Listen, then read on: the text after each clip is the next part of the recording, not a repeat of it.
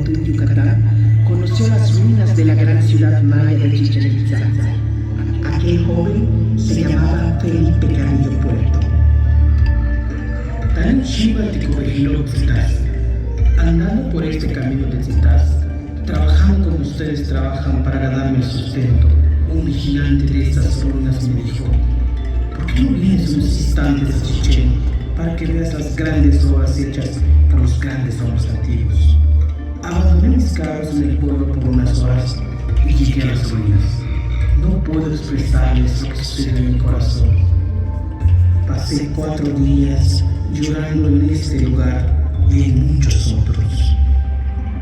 Y sentí el alma llena de una enorme amargura. Y fue entonces cuando me pregunté: ¿hasta qué tiempo esas obras podrán ser conocidas por todos? ¿Y qué tiempo más pasarán ignoradas para la mayoría las obras de esos hombres antiguos?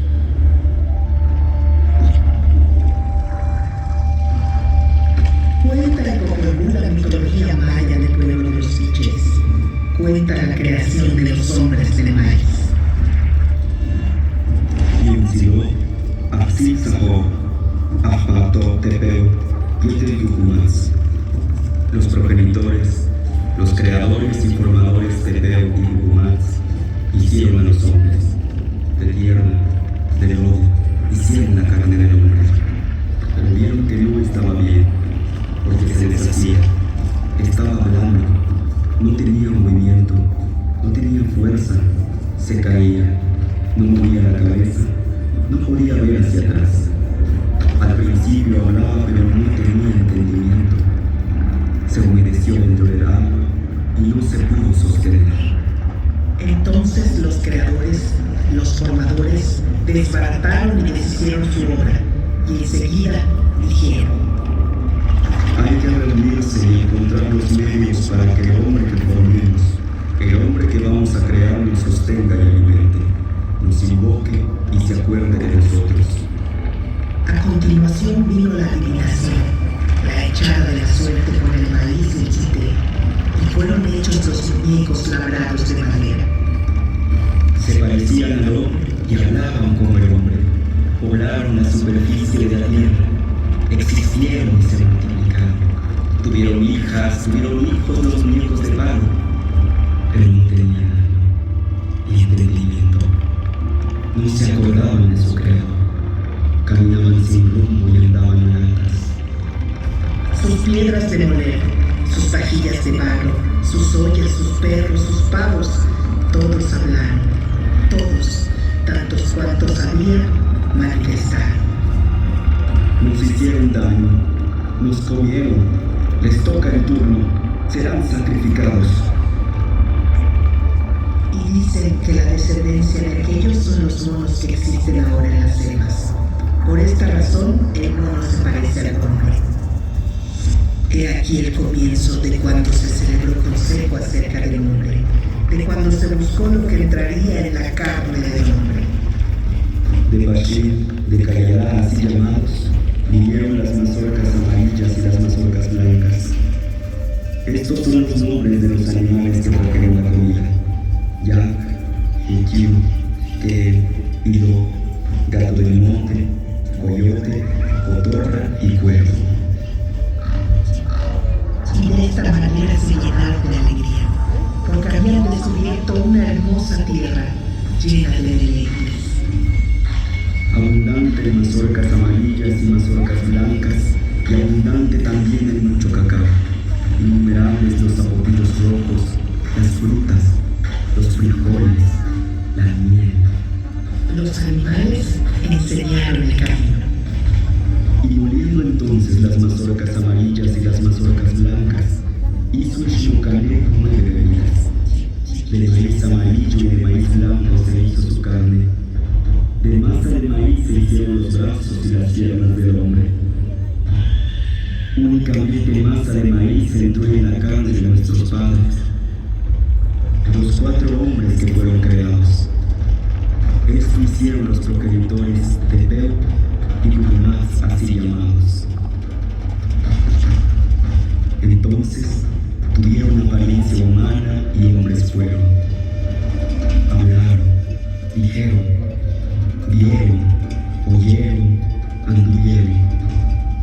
hombres buenos, hermosos, rostros de varones. La memoria fue, existió. Entonces existieron también sus esposas, vivieron sus mujeres. Los dioses celebraron el consejo. Así, durante su sueño, los cuatro recibieron mujeres verdaderamente bellas. Cuando se despertaron, sus mujeres existieron. Sus corazones se regocijaron al instante a causa de sus esposas. Así fueron creados nuestros abuelos, nuestros padres, por el corazón del cielo, por el corazón de la tierra.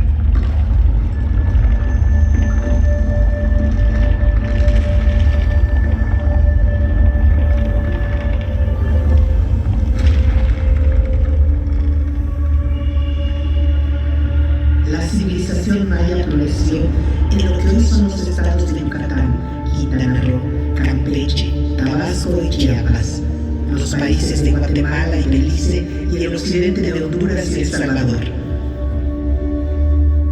Hace al menos unos 4.000 años, grupos de recolectores y cazadores iniciaron su vida agrícola. Con el tiempo, fueron creando sus propios caracteres culturales, ocuparon una mayor extensión territorial y se intensificó el intercambio cultural y comercial con otros pueblos mesoamericanos. Los antiguos mayas construyeron decenas de ciudades-estado con imponentes centros ceremoniales como Palenque, Uxmal, Yaxchilán, Chichén Itzá, Tikal, Calakmul, Toniná o Bonampak.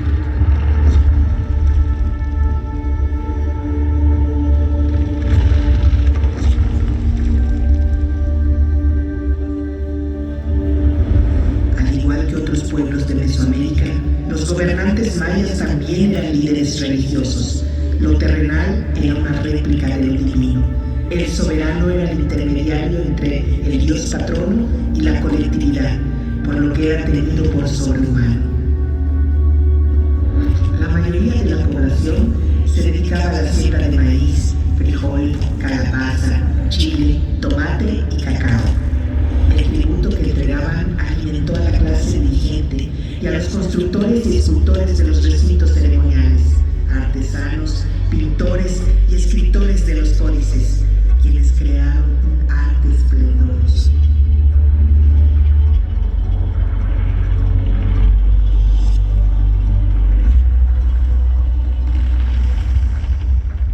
Esta es la ciudad de Chichén Itzá, una de las más imponentes urbes construidas por los antiguos mayas. Su mayor esplendor tuvo lugar entre los años 900 y 1200 de nuestra era, cuando llegó a ser habitada por más de 50.000 personas. Es una ciudad cosmopolita y diversa, corazón de toda la península. El espectacular juego de pelota de Chichén Itzá es uno de los más grandes entre las antiguas ciudades mesoamericanas. En medio del friso, la cabeza del perdedor decapitado representa la pelota para el juego, un sacrificio humano necesario para el orden divino. Esta construcción fue diseñada para observar la bóveda celeste. Los antiguos mayas fueron grandes observadores del universo y desarrollaron avanzados conocimientos matemáticos, siendo de los primeros pueblos del mundo en utilizar el cero. Los calendarios mayas son probablemente los más complejos que ha creado la humanidad. Calcularon con gran exactitud el año solar, el ciclo lunar, los eclipses y el movimiento de Venus.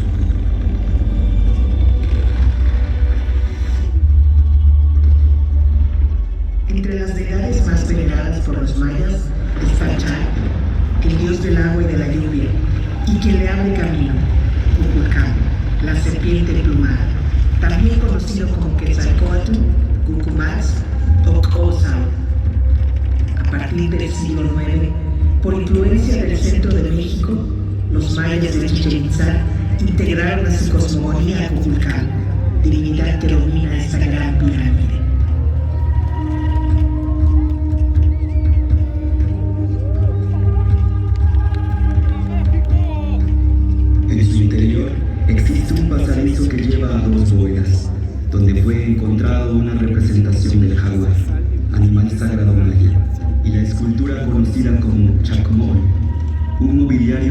que su uso y significado sigue siendo un gran misterio. Cada solsticio de primavera, en esta pirámide se observa descender a Kukulcán, ser divino que provoca el flujo de las sustancias entre el mundo de los dioses y el mundo de los hombres. Es el extractor. Como viento abre camino a las lluvias, como Venus abre camino alternadamente al sol y a las sombras de la noche. Como señor de los árboles cósmicos abre el camino calendárico a los dioses transformados en tiempo. Extrae al género humano y al niño que nace. Extrae para el pueblo la luz, el calor y el alimento. Kukulcán sostiene el cielo.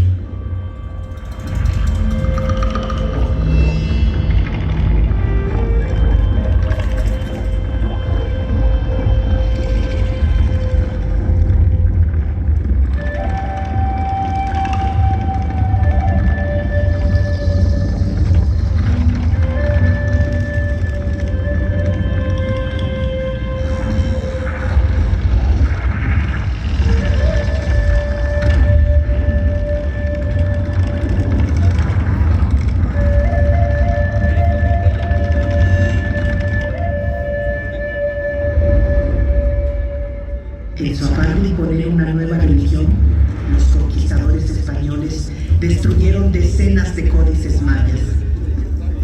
Hoy solo conocemos 3 y algunos escritos posteriores a la conquista.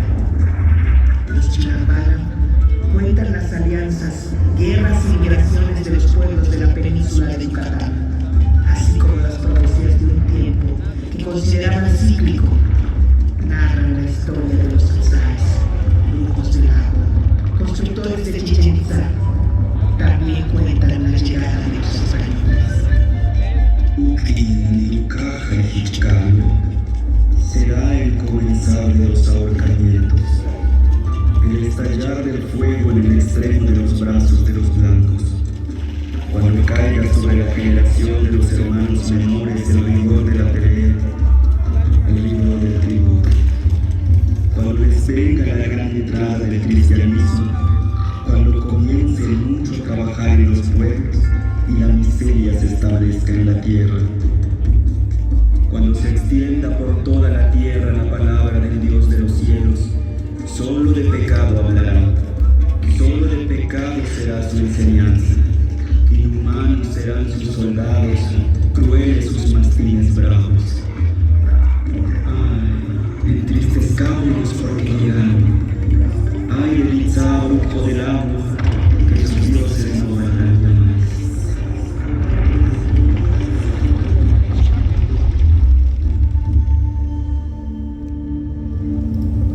Durante muchos años, el pueblo maya resistió a la colonización, manteniendo vivas sus tradiciones, lengua y costumbres. Sin embargo, durante la colonia se formó una casta que dominó la península por mucho tiempo. A finales del siglo XIX, durante el Porfiriato, estos grandes dueños y señores de la tierra extendieron el cultivo del mequén. Los campesinos que antes tenían cierta libertad de sembrar sus propias parcelas fueron arrastrados a las haciendas, donde nacían y crecían como peones acasillados.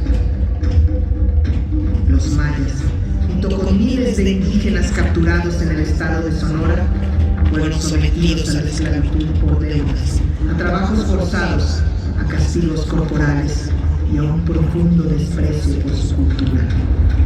Un hacendado así justificaba el maltrato. Es necesario pegarles, es muy necesario, porque no hay otro modo de obligarlos a hacer lo que uno quiere. ¿Qué otro medio hay para imponer la disciplina en las fincas? Si no los golpeamos, no hay nada. Contra esas condiciones, los mayas se rebelaron.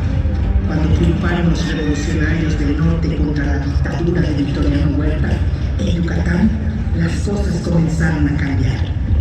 En 1915, el general Salvador Alvarado es nombrado gobernador provisional de Yucatán con la encomienda de llevar a cabo el programa de la revolución. Carrillo Puerto lleva 2 años en el Ejército Libertador del Sur. divisas y ayuda a repartir la tierra en la región de Cuautla. Allá andaba cuando recibe noticias de su tierra. Me avisan que el general Alvarado está repartiendo tierras entre los mayas. Yo estoy muy contento aquí, ayudando a que los campesinos de Morelos reciban también sus tierras. Pero aquí tienen a Zapata, así que yo no hago falta. Me voy a Yucatán. El gobierno de Alvarado suma a Carrillo Puerto a la tarea de repartir tierras en el Tur. La participación del pueblo crece. Se realizan encuentros de obreros y campesinos. Se convoca al primer Congreso Feminista de México y se funda el Partido Socialista de Yucatán. Al frente de este partido, Carrillo Puerto organizó las ligas de resistencia. Poblado por poblado, en caseríos y haciendas, al grito de tierra y libertad, se organizaron miles de indígenas mayas. En 1917, los socialistas yucatecos ganaron las elecciones. Un trabajador ferrocarrilero es elegido gobernador y Carrillo Puerto diputado. Las fuerzas desatadas provocan algo imposible de imaginar años antes. En Motul se reúnen los hombres del maíz. Dirigentes de todas las regiones de Yucatán dan su voz. Hay que sembrar maíz y ser autosuficientes. Hay que regenerar la comunidad, reanimar la cultura y recuperar la dignidad. Los hacendados enequeneros defienden sus privilegios y desde los tradicionales periódicos atacan al gobierno socialista. El presidente Carranza se inclina a favor de la oligarquía local, detiene las primeras reparticiones de tierra y envía a un nuevo responsable del Ejército Federal a Yucatán, que reprime a los dirigentes de las ligas de resistencia. Carrillo Puerto denuncia la restauración conservadora de Yucatán y sale exiliado a la Ciudad de México. Cuando es derrotado Carranza, los hacendados de Yucatán ya no tienen el apoyo del centro y Carrillo Puerto regresa a su tierra. En el puerto de Progreso lo recibe una multitud. En 1921, los socialistas en Yucatán se vuelven a organizar. Las ligas de resistencia crecen al llamado de Carrillo Puerto, que recorre todo el estado como candidato a gobernador. Antes de las elecciones, en el pueblo de Izamal, los dirigentes de las ligas se reúnen en un segundo congreso. Algunos que solo hablan maya o no saben escribir trazan sus objetivos, a los que llaman nuestras utopías. Se propone la expropiación de las tierras de las haciendas y distribuir sin intermediarios los frutos del trabajo. También acuerdan promover las demandas feministas y desterrar los prejuicios que han esclavizado a las mujeres. El pueblo maya vota abrumadoramente por su curul Felipe, como le llaman, hermano Felipe. En la Plaza Grande de Mérida, el nuevo gobernador dice ante miles de personas: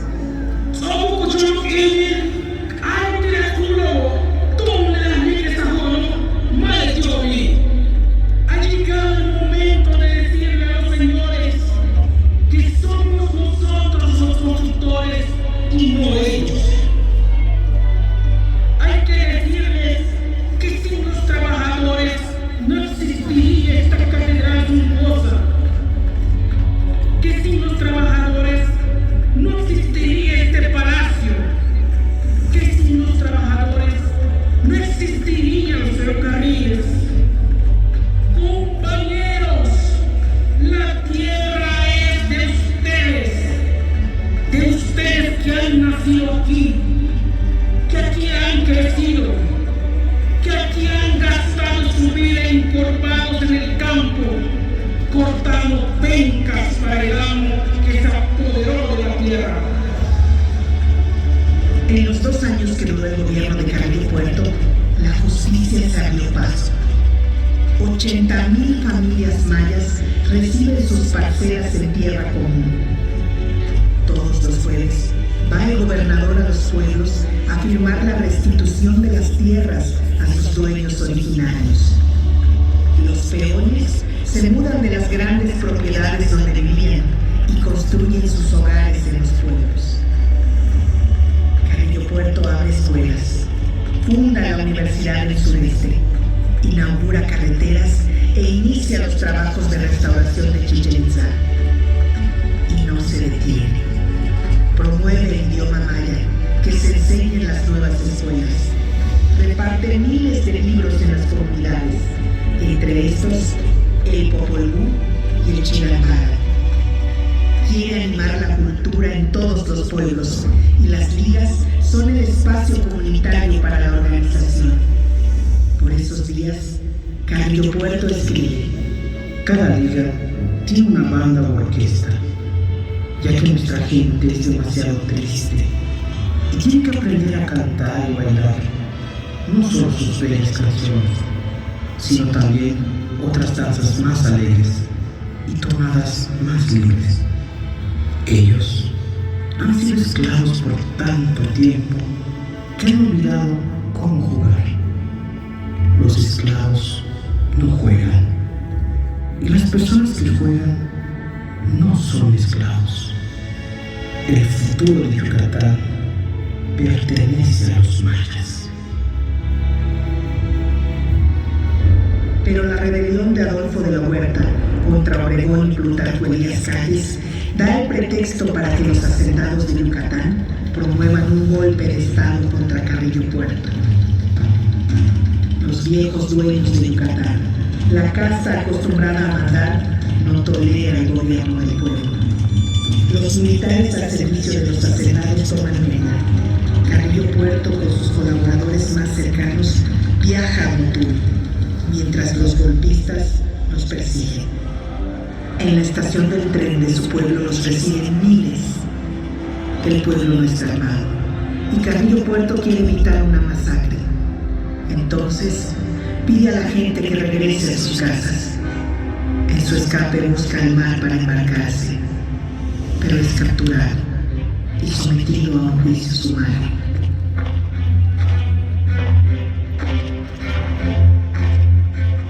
Hace 100 años, un 3 de enero de 1924, frente a un pelotón de fusilamiento en el cementerio de Mérida, es asesinado Felipe Carrillo Puerto, el dragón de los ojos verdes, junto a sus compañeros.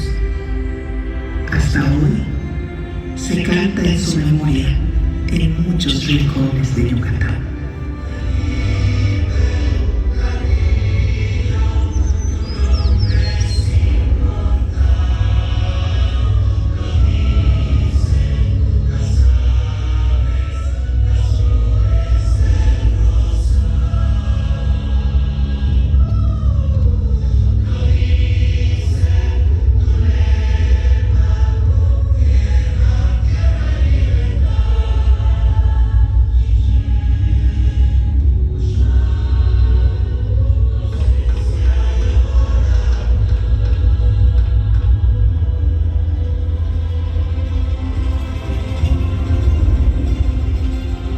Más de 1000 años después de construir esta gran pirámide, 100 años después de la revolución de Carrillo Puerto, las mujeres del maíz, los hombres del maíz, los indígenas mayas siguen construyendo sus propios caminos.